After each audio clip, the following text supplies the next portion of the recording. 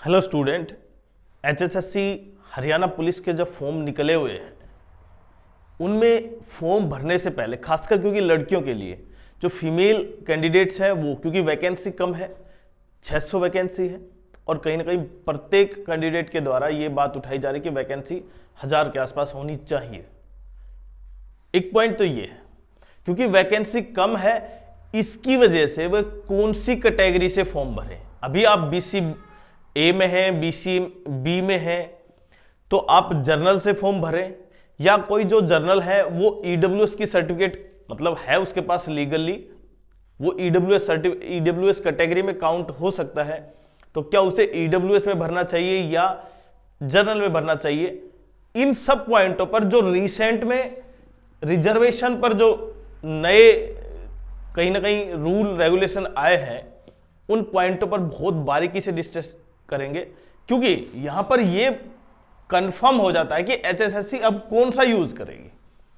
क्योंकि अगर आपने दूसरा फिल कर दिया तो हो सकता है एचएसएससी वही कर ले तो आपकी बिल्कुल बेस्ट है, लेकिन बहुत से कैंडिडेट हो भी सकता है जो ईडब्ल्यूएस में है वो यूआर में भर दे, सर्टिफिकेट न लगाए। तो इन सब पॉइंटों के लिए बहुत इंपॉर्टेंट हो जाता है ये वीडियो आपके लिए। देखिए, रिजर्वेशन का मतलब ये होता है आरक्षण।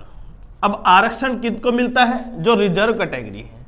अगर मैं केवल नॉर्मली बात करूं यहां पर रिजर्व कैटेगरी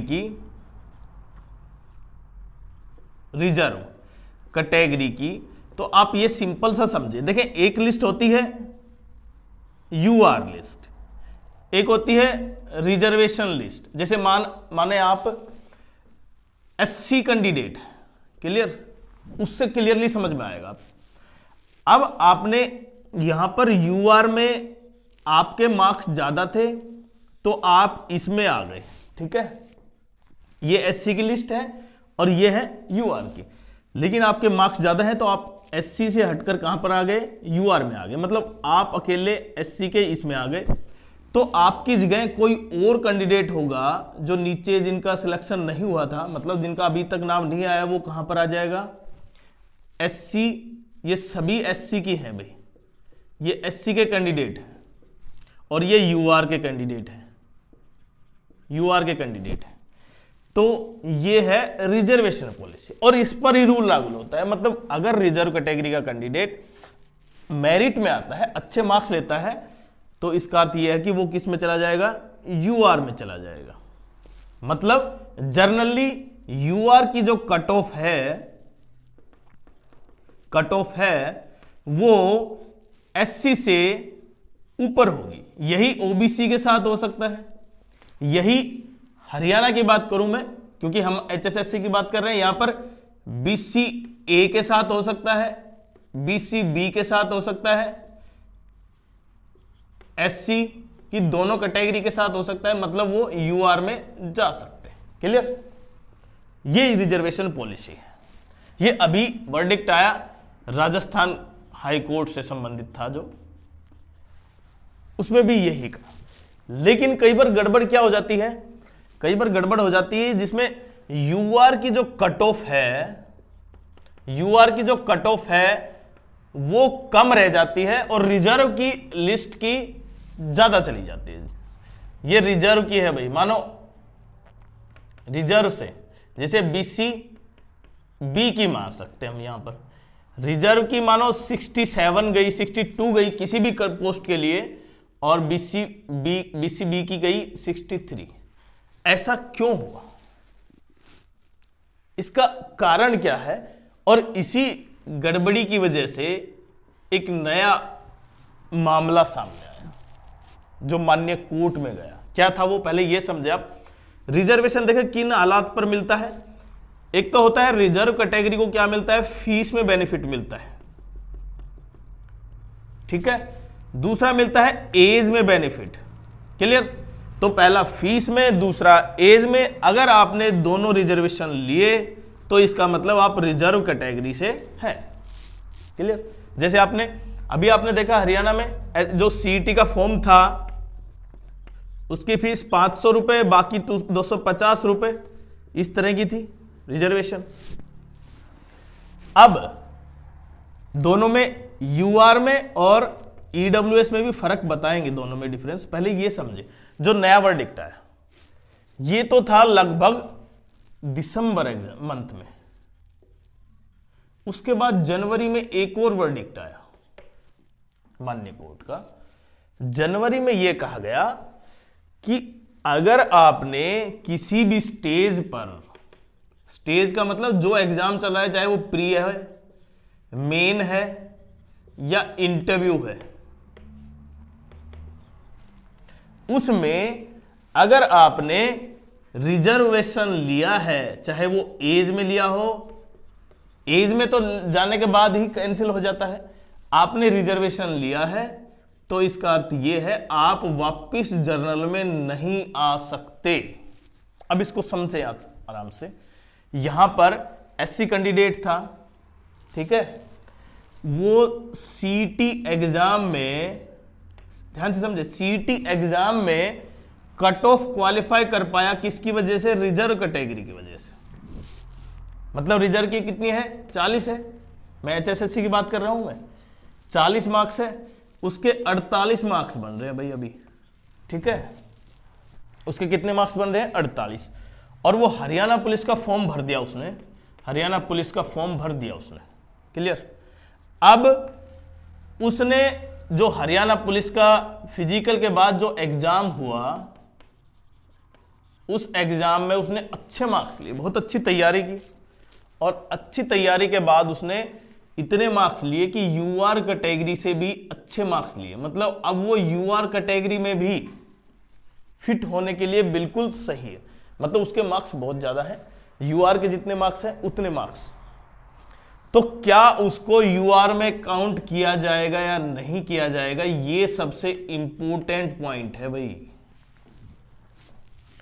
तो अब जो नया वर्डिक्ट है उसमें यह कहा गया है कि अगर किसी कैंडिडेट ने, रिजर्व कैंडिडेट ने अगर कहीं पर रिजर्वेशन लिया है, चाहे वो किसी भी स्टेज में लिया हो, प्री, मेन या इंटरव्यू या सीटी, प्री, सीटी, मेंस, कहीं भी लिया हो, तो उसने बाद में वो यूआर कैटेगरी में काउंट नहीं होगा। और इसका सबसे बड़ा इंपैक्ट फीस भी है भाई उसमें। फीस में भी तो उसने रिजर्वेशन लिया है। तो ये था माननीय कोर्ट का इस तरह का वर्डिक्ट। तो अब सबसे इंपॉर्टेंट हो जाता है कि बहुत से बच्चे अब किस कैटेगरी से फॉर्म भरे, क्योंकि ये मामला क्या था, ये इंडियन फॉरेस्ट सर्विस उसमें था, एक मामला उससे रिलेटेड था। तो उसमें उन्होंने कहा था कि आपका, क्योंकि जैसे आपका एक लिस्ट आई और आपका रैंक 10वां है, आप एससी कैटेगरी से हैं, एक 38 कैंडिडेट है रैंक में, और उसकी है यूआर, मतलब आपने यूआर से अच्छे मार्क्स लिए, लेकिन यहां पर आप किस में काउंट है? एससी में काउंट है। क्यों? क्योंकि आपने पहले रिजर्वेशन ले लिया है। इसलिए जहां पर सीट यूआर की होगी, अलॉटमेंट समझते हो ना, अलॉटमेंट, कैडर अलॉटमेंट या किसी तरह का, तो वहां पर आपको काउंट नहीं किया जाएगा। वहां पर अगर यूआर का अलॉटमेंट है तो यूआर को ही दिया जाएगा। ये इंपॉर्टेंट पॉइंट है। तो इसलिए ये खासकर किनके लिए हो सकता है? अब एक मेन पॉइंट समझे, यूआर और ईडब्ल्यूएस। देखिए यूपीएससी में यूआर और ईडब्ल्यूएस में फीस का कोई फर्क नहीं है, ठीक है। आप भी 100 रुपए फीस दे रहे हैं, यूआर का भी कैंडिडेट फीस 100 रुपए दे रहा है, ईडब्ल्यूएस का कैंडिडेट भी 100 रुपए फीस दे रहा है, और बाकी एग्जाम्प्ट है फीमेल और जो भी कैंडिडेट है। लेकिन यहां पर यूआर कैंडिडेट, ईडब्ल्यूएस कैंडिडेट किस में काउंट हो सकता है भाई? यूआर में काउंट हो सकता है। यूआर का अर्थ यह है अनरिजर्व, वो किसी के लिए रिजर्व नहीं है वो सीटें। बट अगर आपने रिजर्वेशन ले लिया है तो आप फिर रिजर्वेशन में ही रहेंगे, आप उसमें शामिल नहीं हो पाएंगे। तो ये कितना इंपैक्ट करेगा किसको? यूआर कैंडिडेट्स को और रिजर्व कैंडिडेट्स को। ये तो समय के साथ पता चलता जाएगा, लेकिन अब एचएसएससी कौन सा वाला यूज करेगी फॉर्मूला, जो पहले यूज करती थी कि जैसे मानो अभी हरियाणा पुलिस कांस्टेबल की यूआर में लगभग 1600 प्लस वैकेंसी है, ठीक है। तो यहां पर केवल जिन कैंडिडेट ने यूआर को फॉर्म को फिल किया है, ध्यान से समझना, जिन्होंने यूआर के फॉर्म को फिल किया है तो क्या उनको केवल यूआर को ही चेक करेंगे, और जिसने यहां पर बीसीए बीसीबी इनकी वैकेंसी कम है तो केवल जितने भी बीसीबी के बीसीए के कैंडिडेट हैं वो केवल बीसीए में और बीसीबी में काउंट होंगे, या इनमें से इसमें यूआर में भी जाएंगे, और वो बड़ा इंपैक्ट होगा। तो एचएसएससी को सबसे पहले ये जो रिजर्वेशन पॉलिसी है इसको सबसे पहले डिस्क्लोज करना होगा कि किस रिजर्वेशन पॉलिसी के तहत फॉर्म भरा जाए, क्योंकि अगर आपको बाद में पता चलता है तो वो कैंडिडेट या तो कट ऑफ से बाहर ही चला जाएगा या फिर क्या वो शामिल ही नहीं होगा। तो इसलिए बहुत इंपॉर्टेंट हो जाता है कि यहां पर देखें 1600 यूआर की हैं तो कैंडिडेट सब यूआर से भरेंगे क्योंकि वहां पर चांसेस ज्यादा है आपके मार्क्स से। बीसीबी में बीसीए में वैकेंसी कम है, बीसीए के कैंडिडेट भी हैं लेकिन आपके चांसेस यहां पर कम लग रहे हैं, तो इसलिए आप यहां पर नहीं फिल करेंगे और इसी वजह से कट ऑफ कहीं ना कहीं अप और डाउन जाएगी। तो यूआर की अप जा सकती है, यूआर की डाउन भी जा सकती है, बीसीए की अप जा सकती है। तो इस तरह का मामला सामने किस तरह एचएसएससी ये यूज करेगी ये इंपॉर्टेंट है। तो मैं तो देखिए मेरी अपनी राय है कि एचएसएससी को सबसे पहले ये डिस्क्लोज करना चाहिए कि रिजर्वेशन पॉलिसी कौन सी लेके आएंगे, उसी के बेसिस पे बच्चों को फॉर्म भरना जरूरी है।